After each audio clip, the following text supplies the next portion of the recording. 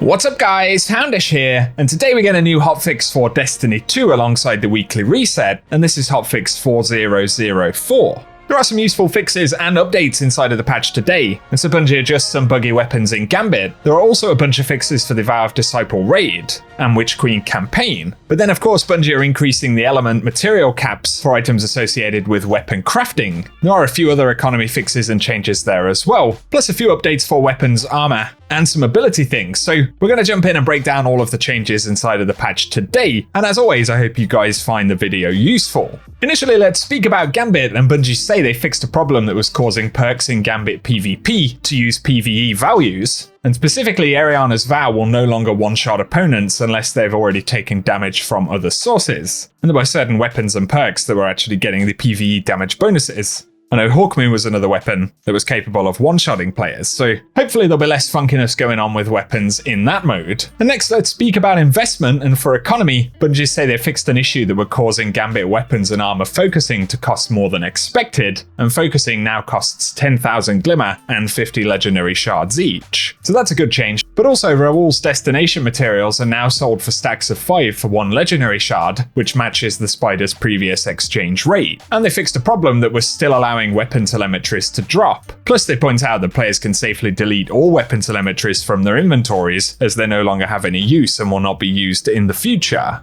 Then there are some objective fixes, so they fixed a problem where a Vanguard bounty, the harder they fall, could only be progressed in strikes, another issue where the Amiga Catalyst boost was rewarding 3 times progress instead of 4, and a problem where the legendary campaign emblem, a higher truth, could not be equipped on platforms where the player doesn't own the Witch Queen. On top of this though, players who found themselves unable to unlock or acquire a light subclass should now be able to do so, and players should find the associated pursuits in their inventory when first entering orbit, with space remaining for the associated pursuit. And finally, they fixed an issue where the Ritual of the Season Triumph could be progressed with PvE kills outside of Vanguard playlists. Another problem where seasonal quest steps could be blocked if players had reached the Psionic Intel inventory limit, so we'll no longer have to delete those stacks of 2,000, I guess. And they fixed an issue where Nightfalls were giving inconsistent reputation bonuses when reaching a platinum score, and some strikes will now reward additional reputation, while others will reward less. So a good few economy changes there. And next, of course, today we also get changes for certain weapon crafting materials, and they've increased the element crafting currency caps. And as Bungie outlined in the TWAB the other day, that should have been increased from 250 to 1,000.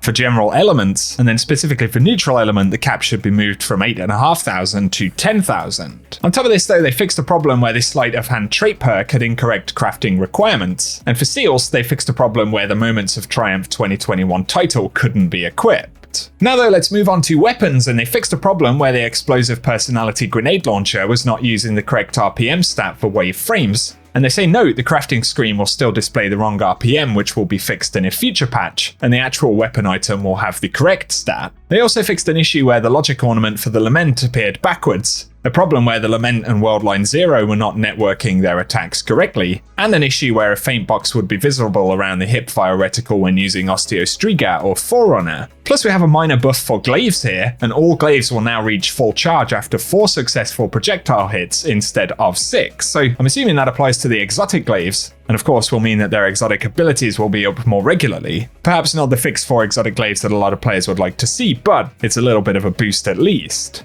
And next we have armor. They fixed an issue where the previous reduction of melee recharge rate for Graviton Forfeit was erroneously applying in PvE activities, a problem where the exotic Titan helmet, Laurely Splendor Helm, would consume class ability energy upon death without spawning a sunspot, as in the case of taking enough damage to fully deplete your health while you still have any shields. Players must first acquire the Vow of the Disciple raid mods before they could be applied to armor from that raid. But also they fixed a problem where some armor wasn't appearing in the armor customization screen, even after it had been unlocked with Synthweave, and a problem where some rare armor sets could be infused, plus an issue where focusing an Umbral Engram could sometimes give the wrong armor to Warlocks.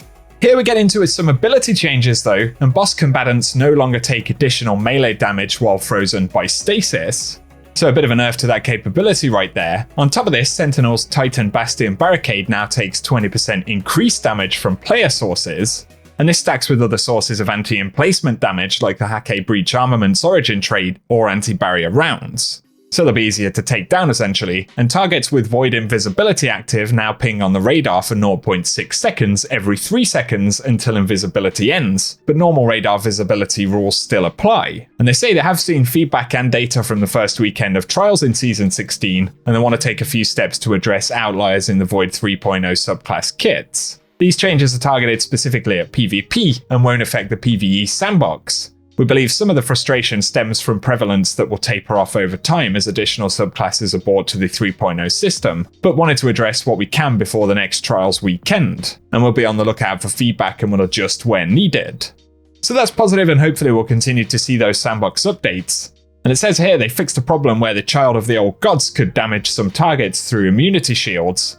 And while the shield can't be put on a timeout, it now knows better and has issued heartfelt apologies to all targets that it's damaged through immunity. Moving on to platforms, for PC they fixed a problem where some overlays could cause game crashes, and that includes MSI Afterburner and Razer Cortex. But for the Valve Disciple raid, they fixed a problem where an unintentional symbol could appear on one of Rourke's attacks. Another where players could earn a lore entry while only standing in front of one of 2 symbols. An issue where players could shoot any symbol to pass the kill symbol check for the lore entry, and a problem where players could disrupt the Caretaker mid-wipe performance. On top of this though, they fixed a problem where players could complete the Caretaker encounter and the activity would not progress. Another issue with the Rourke encounter, where it would softlock if players spread Leeching Force as their final deposit occurs. And finally, they fixed a problem where players could leave raid banners up by planting them as the encounter begins, plus an issue where players could earn multiple lore entries by reloading checkpoints. So a few changes there to acquiring the lore in the raid, and of course the raid ghost shell. And then we have the Witch Queen campaign, and they fixed a problem where players could circumvent death in the legendary campaign missions by leaving the fire team and rejoining.